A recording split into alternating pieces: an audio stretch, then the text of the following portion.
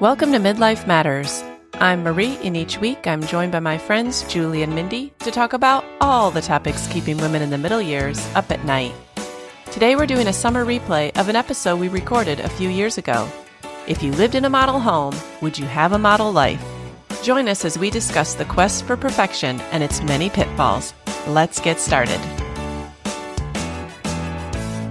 Listeners, have you ever fantasized about living in a model home? You know, the ones with all the latest home trends, the best upgrades, fully furnished in the latest styles and more. I mean, if we lived in a model home, we'd have model lives, right, Julie and Mindy?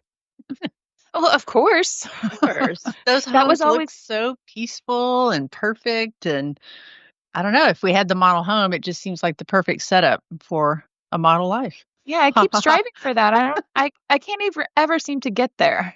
No, and I feel like such a sense of calm when I go in a model home. It's Yeah. like all your troubles go away. You picture yourself like nobody would fight in this home. Nobody would complain about dinner in this home. Your car wouldn't break down if it was parked in that garage. Like so many things just wouldn't happen. And I always think, oh, if I had that stove, my meals would be amazing. If I had that Oh, garage, it would stay mhm. perfectly clean. Or if I had that laundry room, who would Yeah. mind doing laundry? I Yeah. would do laundry all the You wouldn't time. even get behind. No, and that living room is so beautiful. I would never just pile the laundry up in a big pile on the floor and leave it there. Yeah. Well, some people don't just have to fantasize. Some people actually have bought a model home, furniture, all the staging things, and everything together. And listeners, if you're a savvy listener that listens every week, you're going to recognize that this is our second week in a row with a topic from Real Simple Magazine. But we couldn't help it when we saw this article. We just thought, oh, this just applies to so many different areas of life.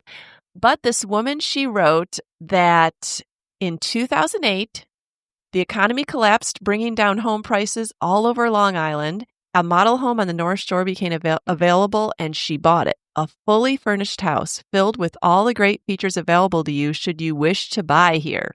Inlays in the wood flooring, intricate faux painting, a soaking tub in the ensuite bath. It was staged so anyone who came in would immediately picture themselves living the way the imaginary occupants so supposedly did. Can't you guys just relate to, like, wouldn't that just be the best?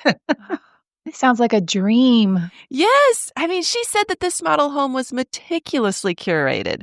The fabrics, soft and supple, the finishes, shining and gleaming. The couches had never been sat on.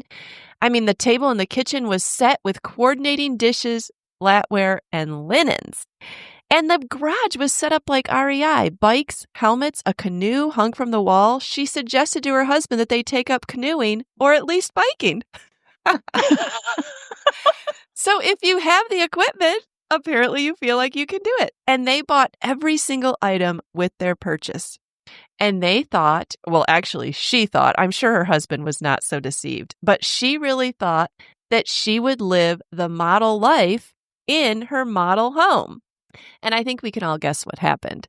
It did not turn out that way, but that is the interesting part of the story.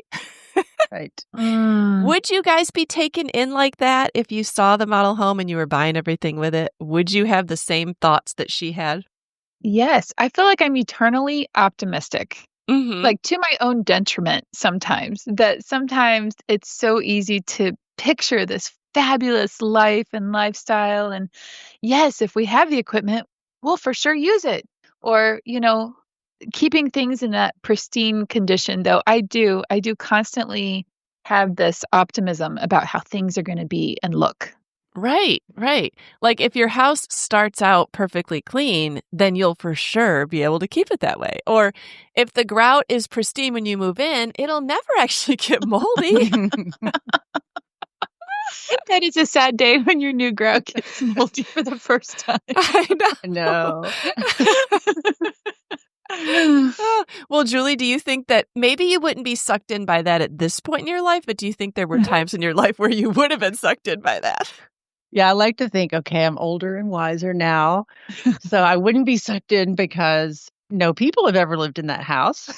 Right. And no pets. Right. So, but yes, definitely, in my younger years, that was always the dream because I loved going to home shows and seeing, not just like buying a home and looking at a model, but going to those home shows where you walk through 5 or 6 homes that are just over the top, Mhm. decorated, and that's just fun to kind of fantasize about that perfect life Yes. that Yes. can Yes. never be, but it's fun to dream Right. about. Mm. Well, I think we can all guess what happened to this woman because she said in order to properly live the way this model home promised, she decided that everything should look just as it did when they first took ownership. June Cleaver became her muse, and she cleaned compulsively. She used fresh linens every night for dinner and napkin rings. It was the embodiment of domestic bliss, except that she was exhausted from keeping it all together, especially after her first child came a year later. There was no time to rest, no time to sit down on the overstuffed armchairs. There was simply too much to maintain this aura of being like the model family who would live in this model home. Mm. Can't you just see that happening, Yes. as Oh, it yes. happens to all of us? Well, I think that we can all relate, and we'll tell a little bit more about her story later. But what are the times in your life where you thought, okay, I'm about to live in a model home scenario? And it doesn't have to be that you were moving into a new house, but we have this in a lot of different areas of our Like a lives. model life, you mean? Right. Yes, a Yeah. model life. Well, I had a couple of things that came to mind, and the first one was a 2-week vacation at the beach. To me, Mm. I had talked every because we went to the beach every year, and every year I always said, "I wish we could stay a little bit longer. Like, wouldn't it be awesome if we could stay 2 weeks? That would just be the ultimate." Mm-hmm. Mhm. And we did it one time, and I'll just say it was less than model, Oh, wow. but it was still really fun, but, things did not go as planned, and that was kind of a, vacation that we still laugh about because we took our boat down. Well, the car broke down on the way down, and so we Oh. had to leave the boat on the side of the road, get towed. We get to the house, and my son steps in fire ants early in the morning, waking all the neighbors, and then we had to evacuate the house in between the 2 weeks because a hurricane came. Oh my Oh, my. goodness. Oh, Julie. So, that was a really I'm glad we had 2 weeks because so much happened that we needed to recover from. Right, Sounds a right. little traumatic, actually. Yeah. It was all fine, but it was it just I just thought that was gonna be the ultimate, and another thing that just happened was I always think of that with a new car. Oh, John yeah. just got a new car last month, and y'all, 3 days, he owned it 3 days. He drove into Baskin Robbins, opened his door, he had 1 foot on the ground, and a car pulled in and hit his door. Oh No. my Are you Yeah, and goodness. so it was in the shop for 2 weeks. Had to have a whole new door, and every time we bought a new car, I think you really convince yourself that if you do it right and you're Uh-huh. diligent, that you can keep that new car smell and that carpet clean forever. And Mhm. then I remember once we were carpooling and a girl threw up in our car. It And there's wasn't even nothing your like kid? someone else's kids throw Oh. up in your car. Yeah, that's bad. And one time our son spilled chocolate milk in the carpet. Well, that never goes away. And then one time we found a dirty diaper under the seat. Well, there's just no getting rid of that. Oh Yes, my yes. goodness. Life happens, you guys. Oh my Yeah. goodness. And don't you Julie, think about nurseries too? Like, I think that's just a huge temptation to make them so idealistic. yes. And then you think about it, you're putting a little body in there that has no control over their bodily functions. Right. Mhm, mhm. And, this beautiful carpet and paint and bed linens and of Mhm. all rooms, that probably needs to have linoleum flooring Oh my goodness. and, be like minimalist and Like, all wipeable surfaces, every Sheets the fabric. color of poop. yes, It's brown true. sheets, yellow carpet. Ew. I know. I do remember when I first had Abby, and, I just had these visions of waking up in the morning fully rested with, like, butterflies and sunshine and rainbows, and I would look at my beautiful new daughter and say, "What do we wanna do today?" And we would go for walks, and we would laugh and giggle, and we would play with dolls as she got older, and Man, her first year was like me dying to my daily dying to the dreams that I would have. And I thought, how do people do this? Like Yeah. people have more kids after going through this. Like, this is awful.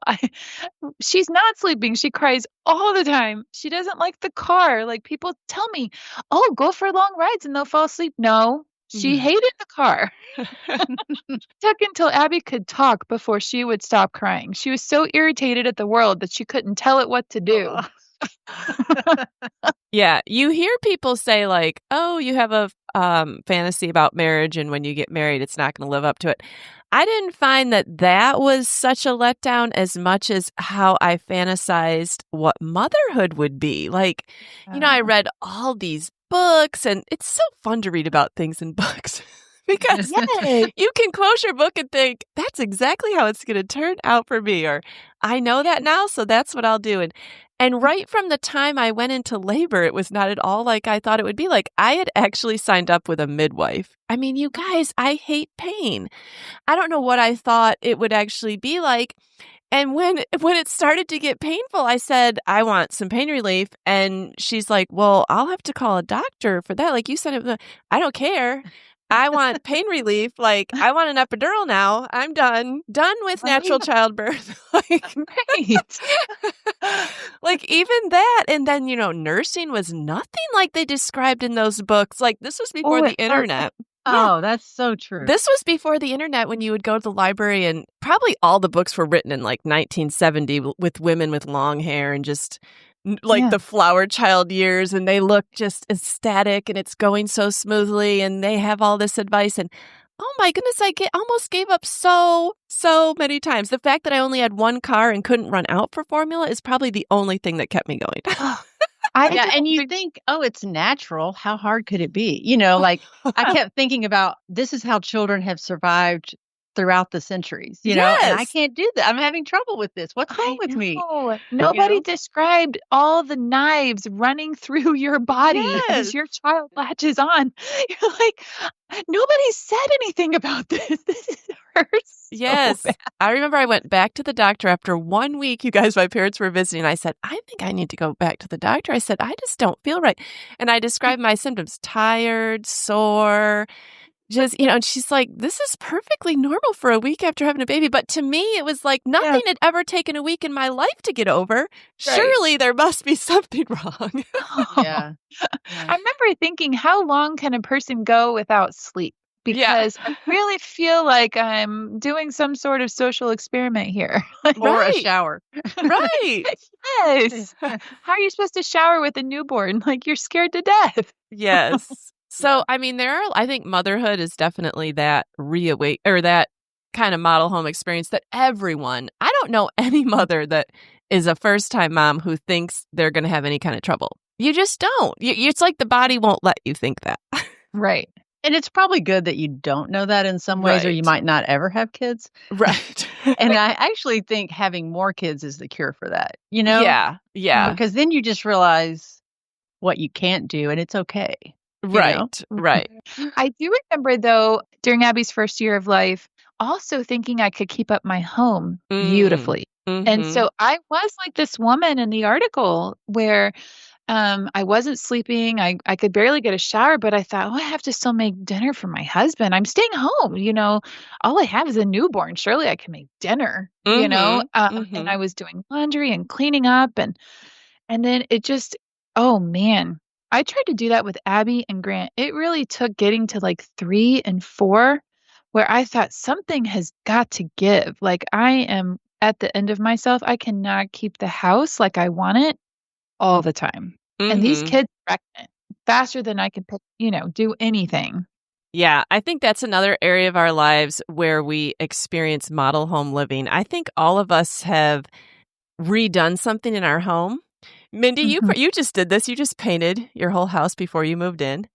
Yes. And there probably are already areas that have been scuffed up or chipped, or it's coming very soon from experience. And that brand new feeling will leave. It like is a punch in your gut. You try so hard. You really do. You try so hard and it just doesn't last. And so with age and experience, kind of like Julie, like you think, okay, well, I'm not as idealistic. I know that people are going to live here. At the Mhm. same time, can you not touch things for like a week? Like, give us a week. I know, and you try to keep it at bay as long as you can because once the first scuff mark comes, it's Yes, just kinda downhill from there. Like, people get less it is. careful, and, I know we bought I've talked about my wooden countertops a lot, and when we first got those, I would walk in and set my keys very gently on the countertop. You know how Mhm. you Yeah, typically throw your keys on, but Right. I just right. thought, "Oh, it's gonna make a dent or a scratch or a chip." I mean, that just can't you just can't live that way, on your Mm, kitchen countertops, and I remember, my daughter was sewing a dress, and if you know what tracing wheels are, when you trace a Mhm. pattern, they Mhm. have little spikes on the tracing wheel. Well, I have those little spikes all over my eyelid. I've never even noticed, Julie. Well, it's faint, you wouldn't Yeah. it didn't ruin them. It added character. Right. I probably thought that they put those there on purpose. Yeah, it looks like little, what do you call it? It looks It's like distress distressed. marks, yeah, and then water spots and all that, you just have to kinda let that go, and then now people do throw things on there, Right. once it kinda got some signs of wear, you just Mhm. become less careful. Right. Okay, well, now that we've established that we all know this feeling and we all have these situations where our reality does not match our ideal, how do you respond? And I'm thinking that maybe you responded differently in the past than you do now. I'm definitely hard on myself. I think I could have done more to achieve perfection or maintain perfection. And I like to think of myself as a recovering perfectionist. Mm, So this is not so much me right now, but it was when I was young. And I would say I was an idealist. And I looked that word up just to get a working definition. And it said, mhm. guided more by ideals than by practical considerations. And I was like, oh my gosh, that Oh, that's totally sums good. up my life. Yeah. Like when I had a newborn, I wanted to still cook all the great gourmet meals I'd been cooking the 4 years before I had a child, or Right. sewing beautiful clothes for my children and keeping my house spotlessly clean, even though no one was coming over. And I did do that. I did. Mhm. And it was hard Mhm. and tiring and exhausting. And you just finally you know, have to learn to let things go like that. And in the last 5 years, I think I've started to let go of that idealism, but I've noticed that I still struggle in my head, not so much with my house, with physical things, but of how my life might or should be rather than the way it is. And John is Mhm. always saying to me, live the life you've been given, not the one you think you should have. So Mm, Mm. that is a thing that, can be in the physical world in your house or just in your thought life too, Mhm. thinking Mhm. about the yeah. way things should be, not the way they really are. Wow, that's tough and deep and so telling, Julie, because I feel all of those things, Mhm. that idealism and through the years, like I said, dying to myself, dying to the thoughts in my head is it's frustrating, you fight against it and you think it's not supposed to be this way. And Mhm. you do everything you possibly can in your own power to make it the picture in your head and then you don't feel right. Like maybe it looks good on the outside, but you're dying on the inside. And that's no Mhm. way to live either. And so you have to come to this place of acceptance and also joy and contentment in the midst of sometimes chaos. um, Mhm. but I do feel like I've had to practice more of setting that my standard and my expectations low. Like I really do try to eat my emotions, the things that I expect. I really want to set those lower so that maybe I'm happily surprised.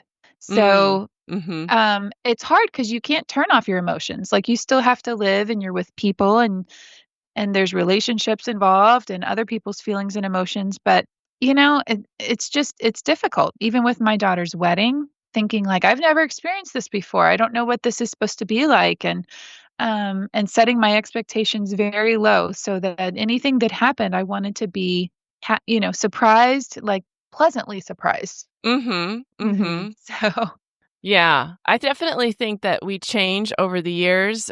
I think that my personality is to hold on as long as possible. So when mhm, I only had 1 and then 2 kids, mhm. okay, I can keep those juggling balls in the air pretty well. Add number 3. Ooh, this is getting kinda hard now.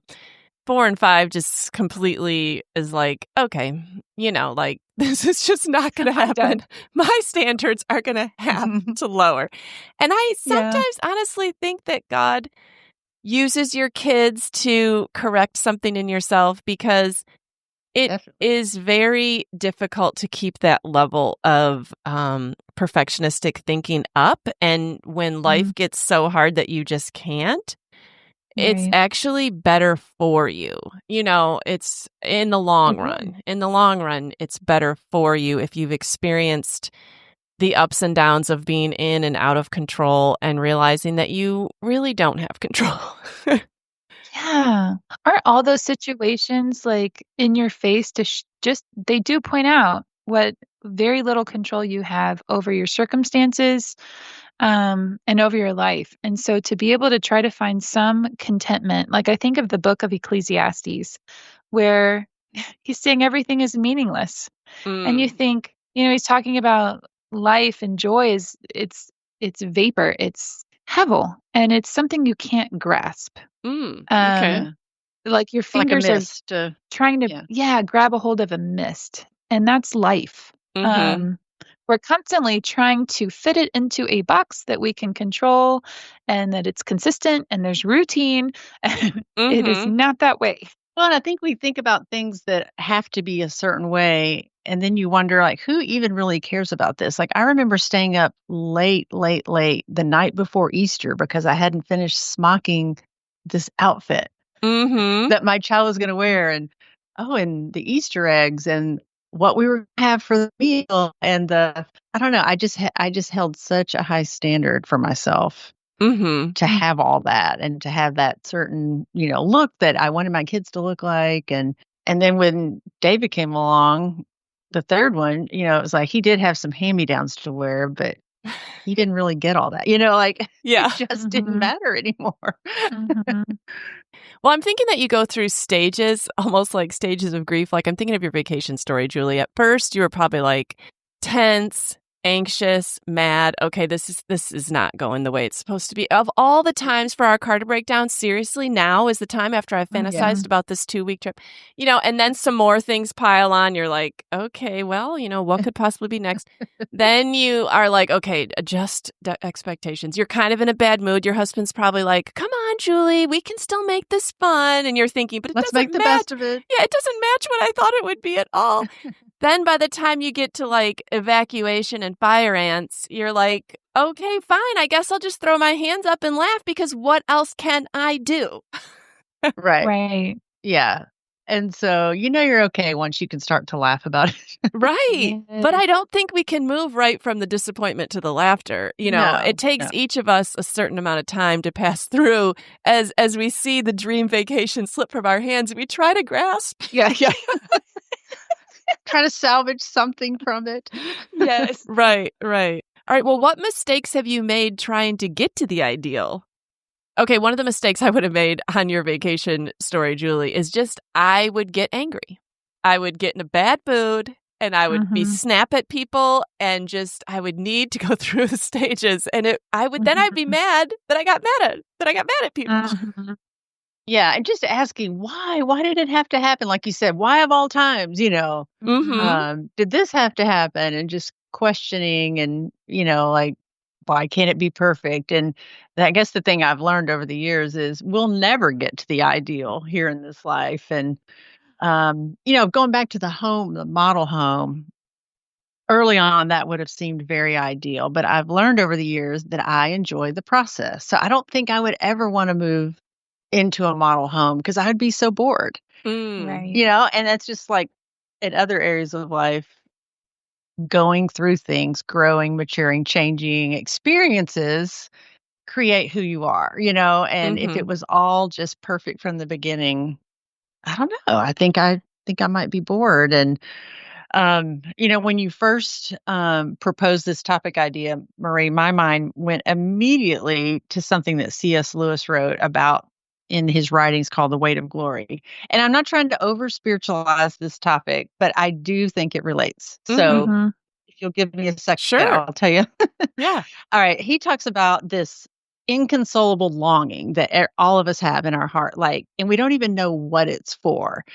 And, it's kind of inexpressible. And he says it's kind of a bittersweet feeling, and it can be triggered by, a newborn baby, or just something really beautiful in nature, or recalling a childhood memory, or for me, maybe having all my adult kids together and watching them laugh. It's different for everybody. Mm-hmm. Mm-hmm. And he said some people might dismiss this as just like nostalgia, but Lewis says this is an intrinsic part of human nature because God has placed the desire for himself in our hearts. So he says the bittersweetness comes because these actual places and events and things never fully satisfy. They're Right. only glimpses of things that we really, really desire, like something more beautiful, more perfect, and more lasting. And I'll just quote him here. He said, "These things are like the scent of a flower that we've not yet found, the echo of a song we've not yet heard, or news from a country we've never visited." So God has kind of wired us in this way to draw our hearts out beyond the present world Mm-hmm. into Mm. the ultimate realities that aren't here yet. And this is kind of where my mind goes a lot more as I've gotten older, and as this world, as beautiful as it is, disappoints. Mm. And do you ever find yourself feeling this way? Like something is just so wonderful, like you just kind of realize in the moment how wonderful it is, but you're a little sad or melancholy too because you know it won't last. Like Yes. Mm-hmm. you just want more of it, and you know you can't have it here. Like your Mm-hmm. kids are Yes. going to go home, or the Mm-hmm. vacation will end, or those Mm-hmm. flowers will die. Right. And I just Yes. thought that's neat that God has put that in our heart. And it says, I think it's Ecclesiastes 3:11, God has put eternity into man's heart. So I don't know, Mm-hmm. I just thought somehow that all related to this, that even perfect here is not perfect. It's not lasting. I've just experienced that, in a profound way, actually. You guys know our journey. It took a lot for us to get into this home, and years of transition and just upheaval in our family's life over the past 4 years. So when we moved into this house, I had that feeling of joy, of Mm, peace, of, blessing after chaos, of such abundant blessing. And everything about the house and the neighborhood and the town just brought me to tears. It was so good and so mm, joyful. And then 1 week later, we had to leave and travel to go to a wedding. And so it took us on the road again and transition. It felt like again. And I came back and I didn't feel quite the same way with the Mm. house. And I thought, I feel like, and then I really struggled. I thought, I miss, the feeling of joy, of peace, but it's like life kept going forward. I couldn't just stop and bask in it and sit on my back porch and write about hold how on to it. wonderful things were Yeah. because things continue to move forward, continue to happen, and it's still life, and I very much have longed for that. We all have that feeling that you described, and I love that you brought that up, Julie, because we will always have some sort of pain or grief with any joy that we Hmm. have in life. And so it's just that there's always a tearing away when you're given something new. And Mm-hmm. so it's hard to couple those things, and it's only the time that I spend with the Lord where I surrender my will. Even this morning I'm writing, Lord, help me surrender my will and my to-do list because you have purpose for me and I'm getting lost in all of the things. Mm-hmm. Yeah. Yeah. Well, Julie and I, we were talking a little bit about this topic last night, and we were saying that one of the pitfalls that happens to us when we're trying to keep the perfection is we won't use things, or we won't experience them, or we'll save them until they're Yeah. useless because we're waiting Right. for the perfect occasion. Or if I might get a new piece of furniture and I don't really want people to use it, and then I sell Mhm. it years later in basically new condition. But I could have used and enjoyed it, and meanwhile, it went out of style. I didn't even like it anymore, Yeah. And Julie, you were saying about your tea.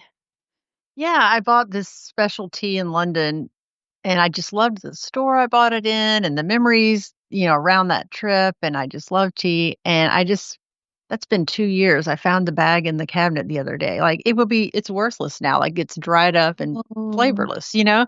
But I just kept saying, "Oh, that's just too nice to drink right now." Like, I don't have the perfect moment to drink it, and I just kept, drinking my cheaper Trader Joe's tea that I could get every day? right. Uh-huh. Um, Yeah. and I do that with clothes too. I just like, Mhm. that shirt's too nice to wear. I might get a spot on it. Well, Yeah. Mhm. what good is it serving me in my closet? That's just such a Right. weird, there's some psychology in there. I don't know what it means, but Mhm. No, I do the same thing, Julie. And what amazes me is when I can see people who don't live like that. Like my oldest daughter does not live like that. She uses her things. And I was with her and she bought her daughter a cute little dress and it was adorable. But for me, if I ever bought my kids any really super cute clothes, then I saved them for a special occasion.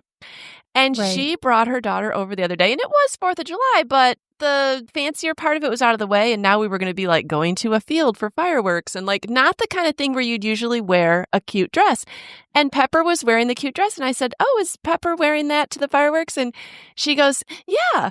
And I thought, "Well, that's great because she looks adorable," but it was like, I'm so glad that you feel the freedom to Yeah. just use something because you like it, and if she rips it crawling around on the stones or whatever, like, you know what I'm saying? But I just can Right. never get to that point in my life, I don't feel like, unless I really am conscious and intentional. My first Mhm. instinct is to wait for the perfect occasion, Julie. yeah, it's like, oh, there's going to be a big mustard stain on that dress, and then we'll never get to wear it again. Yeah, yeah. Yes. It took me a long time. So with my home here, we did have it all painted, and I knew that we were gonna be here longer than a year, right? I'm, like, savoring being in a home, and I'm wanting to put down roots. Well, since it had just been painted, I didn't wanna put any holes in the wall. Mhm. Well, if you guys remember, the last couple times I've moved, everything's up, like, within a couple of days Yeah. because I didn't know how long I would be there. I think instinctively, I was like, "I don't wanna rush this because I wanna stay." And Yeah. Mhm. so I wasn't decorating. And I told you Mm. guys that Bryce and I had that conversation where he was like, what are you doing, Mindy?" I'm like, "Nothing." Well, Abby and Joey called and they surprised us and they came for 4th of July weekend and we were completely thrilled. Well, the day that they came, I decorated almost the whole house. Oh my goodness, that lit a fire under you, Mindy. And I just thought, "You know what? I can't keep saving these perfect walls. It might not be right. I might not enjoy that decoration right there, but I have to live in this house." It was really hard, though, to go around and Mhm. do that. It is. Yes, Julie just had her kitchen cabinets painted with a gorgeous green, and I said, "It's been about a month, Julie. Have you gotten a scratch on it yet?" Oh, Yeah, because they still had to come back and paint something, and that had never been painted because it was kind of late coming in. And when they came, I was like, oh, there's a few touch ups you need to do. And I was like, I don't know if these were touch ups from you guys or from what we've already, done to it. But I marked them all so they could touch them up. But yeah, it's like that first scratch is just going to kill yeah. me because Yes. Well, what do you guys romanticize or fantasize about model home stages? Because in the future, because I think we think that we're going to outgrow this. Mhm. And yet, I don't know if we ever will. Obviously, Julie C.S. Lewis says we never will. no. Like, one of the things I fantasize about is, and why are women so obsessed with the model home? I don't know. It's just so relatable to me. Is I think, okay, all my kids will move out, and I'll either redo my house or I'll buy a brand new house, and then I'll just keep it pristine and peaceful. Now, that is just never going to happen, you guys. How can I get rid No. of this fantasy? Have Pepper over more often. Well, it's easy to think, you'll have a model home someday. But what I'm realizing is to get that, it means people are leaving the house. Yeah. And it's like getting to that model house stage in reality, where no one lives there. And it's just easier now after having 2 older kids actually leave the house to see that that exchange is not all it's cracked up to be. Like, I'd much rather have people over the perfection. Like, my youngest son still lives here at the house while he's going to college, and his bathroom and bedroom are just a wreck all the time. Now, he takes care of all his laundry, and he does clean things up after it gets even too bad for him. Yeah. But occasionally I'll go up there and I'll look at it all and I'm tempted to think, oh, I wish this could just stay clean and the bed made like I like it, folded back and the pillow shams up there. And I walk away and think, you know what? There'll be a time where it'll be like that, but that means David won't be in there. So it's easy now. Like, when 15 years ago, when I had small children, that's just too long to say, oh, someday I'll miss this. But now I really know that and believe it, so. Yes. Every time I walk by Isaac's room this summer and it is an absolute wreck, I think, well, and now it's down to like 4 weeks. In 4 weeks, I'll clean it and then he won't be home for a couple months. So don't wish it away, because there is that dichotomy in motherhood for sure. And my stage right now is things have just really picked up with my brand new 15-year-old son today. He just got his learner's permit this morning. I've got another driver in the house, but he can't drive yet. So this is my last year. I can already feel the clock ticking. I'm in the car all the time, driving him to and from work, or Nathan, the boys with practices, or when they start school or church activities. And I'm in the car all the time, and I'm getting, frustrated by that. And then I think, but you only have a year until Jacob's driving on his own. And right now I get those conversations, but it comes with a lot of gas and a lot of time in my minivan. And so I realize, like, Abby and Grant have left, like, enjoy this, even though it's difficult for me. Yeah. Yeah. Well, what advice do you have for somebody listening? Did you guys come up with any pithy advice that we can give to listeners, or do you just have to live your life and come to these conclusions about what advice do you have for someone striving for the model home? I would say that perfectionism doesn't have to all be negative, a negative way to think through things. If you really can make things better, to improve yourself, to improve your life. But it's harmful if your striving is more about what other people will think. Right. I think that's the big difference. Obviously, we want to get better at things and do things better and improve things. It's just maybe your motivation is key. See. Yeah, model home, to me now, it's an internal thing. It's not an external thing at all. Yeah.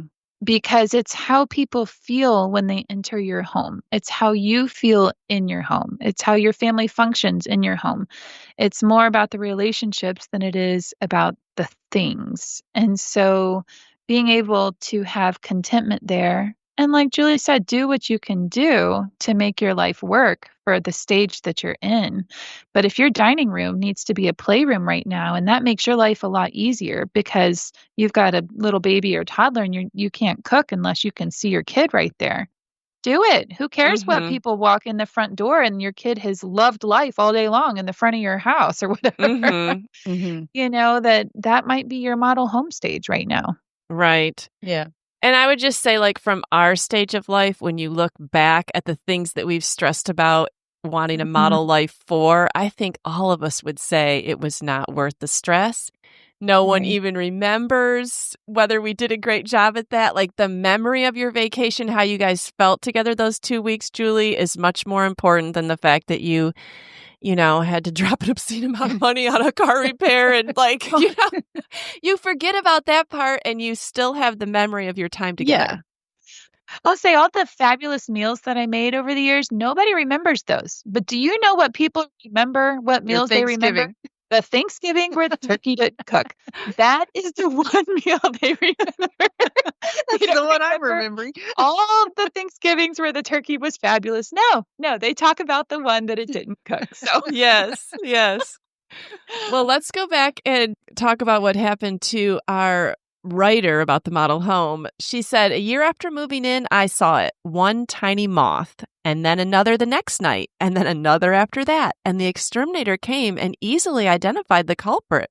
It was a moth that eats wicker, and he said, do you have any? And her husband pointed to the staged garage and the shelves of beautiful wicker baskets holding all their sports equipment, and they were covered in nests. She told herself it didn't matter. She continued her nightly routine. She put her baby to sleep, cleaned every counter, fluffed every pillow. It was just a garage, and I was happy it wasn't the inside of my house that was ruined. And then, you guys, she had a fire. Because she had these beautiful appliances, she felt like maybe she should try some new cooking skills. So she tried deep frying. She said, it couldn't be that difficult. Sandra Lee made it look easy, so I put my oil on the burner, and minutes later it began to smoke and then catch fire, and with the help of an extinguisher, I got the fire out, but not before the flames licked the stove's hood and smoke filled our room. In an instant, my kitchen was ruined. Smoke patterns on the ceiling, scorched cabinets, a lingering smell I thought would never go away. But the kitchen was quickly put back together, but she was not so easily fixed. She couldn't cook. She couldn't sleep. Nightmares about the fire consumed her. She couldn't stop thinking about how foolish she'd been, how this fake aura of perfection had almost burned her house down to the ground with her child and her unborn baby in it. You guys, how many times do we don't have fires, but we do such stupid things in the quest for perfection, and then we're like, why? Yeah, I got a hernia from trying to make furniture look perfect, and I couldn't wait for help to move things and ended up having surgery. You did, Mindy? I never knew that. Yeah. I haven't heard that. That was in Nashville too. Yes, I ended up having a hernia. And I was like, because I just was so driven, thinking if I had moved certain things or got it looking a certain way that my house would be gorgeous. And my failings as a decorator over the years have really humbled me. Yeah, and besides major injuries like you, Mindy, just the lack of sleep because you stay up late to do something, to finish something, or even to start something. Sometimes when their kids were little, I wouldn't start things till 11 o'clock at night, because I didn't have the space in my mind or my day to get it done. So I waited till night, and I didn't get much sleep. And it wasn't because of my kids. It was me. Right. We've all talked about Christmas too. And I think like we've all said that we kind of still do that, like thinking that you're gonna so have right, Mindy. Yeah. Like you're going to have all the perfect gifts and they're going to have this look of exuberant joy when they open the gift, and it's going to make their life fabulous, and you thought of it. And and they'll all just come home every Christmas for the rest of their lives, hoping to recreate the wonderful Christmases that their mothers created for them. And then you end up saying, you ungrateful children. Yes. Well, that's kind of how she ends. She says, today, I don't use fresh linens for weeknight dinners. I don't clean like a maniac. I allow throw pillows to remain strewn on the floor. I help my kids build forts in the family room. When we did take up biking, but we still don't canoe. And I love my house, from the inlays in the wood flooring that are now scuffed and the intricate faux painting made more detailed by marker stains, to the soaking tub in my bathroom, which my kids use, though seldom to take long, relaxing baths. It's not the model home anymore, but it's our home. Right. And don't we all want to reach that place of acceptance? Yes. I reach it, and then there's something else that I'm failing at. I know. I'm like, oh, shoot, there it is again. Well, listeners, we hope that this little discussion today will help you reach the place of acceptance. Obviously, we're never going to lick this thing. We're always, like you said, Mindy, every year at Christmas, this will come up again. But maybe in a scenario that you experience today or next week, you remember this episode and you think, I can't have a model life. It's impossible. My fantasy is not going to be my reality, and I'm not the only one. I'm comforted by the fact that Julie, Mindy, and Marie have all experienced this. Yes. one of the best ways to handle this is anytime I walk with a friend.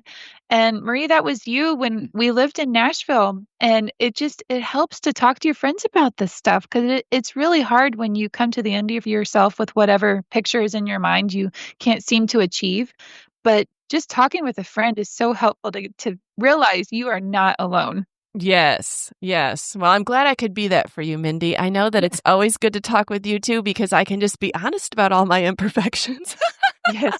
For some reason, I always felt a lot better after I talked to you, Mary. I was like, okay, I'm not the only one. All right, that's good. Right, right. Oh. And listeners, if you want to come and find us on Instagram at Midlife Matters Podcast or email us at midlifematterspodcast@gmail.com, we would love to hear what model home living you've been striving for. Maybe funny ways that it just did not live up to what you thought it would be. Situations, they can be as small as that beautiful new dress that you bought that you thought would make you look like $1,000,000 and you'd wear it so many special occasions and you never even took the tags off, all the way to like a fun vacation, or if you actually did buy a model home. We want to hear it all. Yeah. All right. Well, before we go, let's move into I'm a Fan.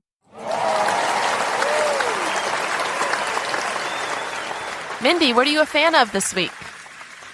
All right. So since we're always trying to reach perfection, with everything that we do, one of those things is grilling steaks. You want to be able to grill a wonderful steak. And so my favorite seasoning is what I want to share for I'm a Fan. It's McCormick's Grill Mates, and it's the Brazilian Steakhouse. It's a marinade mix. And so it's just so easy to get a good tasting steak when you use a good marinade. So to me, it's like the perfect mix of kind of a sweet and peppery kind of spice on the steak. And so it's super easy. The directions on the back. You just mix the packet in with like a little bit of red wine vinegar, oil, and water. And then you marinate it for, 30 minutes to a couple of hours. And it just tastes so good. I love it. My favorite steak marinade. That sounds great. I feel like I know that's going to be good because, Mindy, one time we ate at your house, and you may not even remember this, but you used the Grill Mates chicken marinade. And I still buy and use that to this day for chicken thighs because it was so good, so easy, but I've never tried the steak one. Yes, that's the mesquite flavor, Marie. Yes, and that's the one I buy. use that. Like that is my go-to grilling chicken marinade. So this is my favorite steak one. Now there's a lot of different flavors when you go and you're looking at all those packets or whatever. But this Brazilian Steakhouse one is my favorite steak flavor. Okay. I've never seen the packets. I've just seen the bottles. So are they in the same section? A different section. So that's why. Because for some reason, the bottles, I have a harder time. I mean, I'm sure you could still mix it with the same stuff, but for some reason, the packet makes it turn out good. I'm not reinventing the wheel. Okay. I'm afraid to mess with the process. Yeah, right. I'll look for that. Yeah. Well, Julie, what are you a fan of this week? All right, I'm a fan of a new clothing article that I did buy off Instagram, but I only did it because someone else recommended it first. A real live person this time. A real life person, my friend Judy, our friend Judy. Okay. And it's called a rip skirt. Have you seen those? No, but it sounds intriguing. Yeah, it says Rip Skirt is an eye-catching, versatile wrap skirt made with a soft, supple, water-shedding fabric. It packs small, it dries quickly, and it's wrinkle-free. And you can pick your lengths. They have 1, 2, 3, and 4. 1 is lot of leg, 2 is little leg, 3 is nice shins, and 4 is sweet feet. Oh, that is so funny. So I got the 2, little leg. And they have all these prints, and it doesn't feel quite like bathing suit material, but it is, it's not a natural fiber. And I spilled something on it the other day and it just wiped off. It just kind of repels water and it wraps really completely. So if the wind's blowing, you don't have to worry about, it's going to be revealing. So, and it has Velcro, so you can kind of adjust it. Like if you're between sizes, you can get a good fit just because there's room to adjust it. And I have one and I ordered a second one yesterday. Now I have to see a picture of this because this this sounds like it would not be flattering at all. But if this looks good, like I need to know about this. Yeah, now the nice shin one I do not like. Okay. Nice shins. Okay. It looks more like a beach cover up to me, like not a Okay. skirt that you would Okay. wear. Got But it. I like it because they don't look like skirts. They look like I could wear this skirt to dinner, but I could also walk in it, exercise it. Oh, well, definitely we're going to put a link to that in our show notes Wow. because I have not had a wraparound skirt probably since I was in like elementary school, but I do like the look of them. Yeah, and then they kind of advertise like if you're at the beach, you don't have to step into something with sandy feet because it just wraps around you and it pulls off. So if you wore it as a bathing suit cover up or I really something want like to that. see this. Yeah. I love those names too. Well, I'm a fan of an author, Jessica Strouser, Strawser, and I feel like our guest from our reading episode, Cheryl Alt, might have texted me this author. Maybe that's how I found it, so I want to give her credit. I wouldn't say she's like blow your mind, but I just pressed hold on the fourth one of her books in 2 weeks. So I'm obviously enjoying the stories, and I've only done them by audiobook, so they're just pleasant to listen to as I'm doing things, and each one's about something different. They're not scary, but they're just interesting stories. The one I'm reading now is about two sisters that find each other through that DNA profiling, and then there's some different life circumstances that add drama to the story, but just interesting stories. So if you're looking for something to read at the beach or listen to on your walks, you can check out Jessica Strouser and you may enjoy some of her audiobooks. What type of books are they, Marie? They're just fictional stories. Yeah. Okay. Just fictional novels. Mm-hmm. Got it. Yeah. I'm definitely going to check out that Brazilian steak marinade and the skirt. Thank you guys for sharing. Me too. Listeners, we hope you enjoyed this episode. We hope it comforts you as your next break from model home living comes. And be sure and come and find us and share. Julie and Mindy, thanks for joining me this week. Yes, this was fun. All right. Bye, we'll talk to you later. Goodbye. We're so happy you joined us today. You can find the show notes for this episode at midlifematterspodcast.com. Also, please tell a friend about the show and help them hit the free subscribe button on their favorite podcast app. Be sure to follow us on Instagram at Midlife Matters Podcast. That's where we post pictures and stories about all the things we talk about in each episode. Thanks for listening, and we'll see you next week.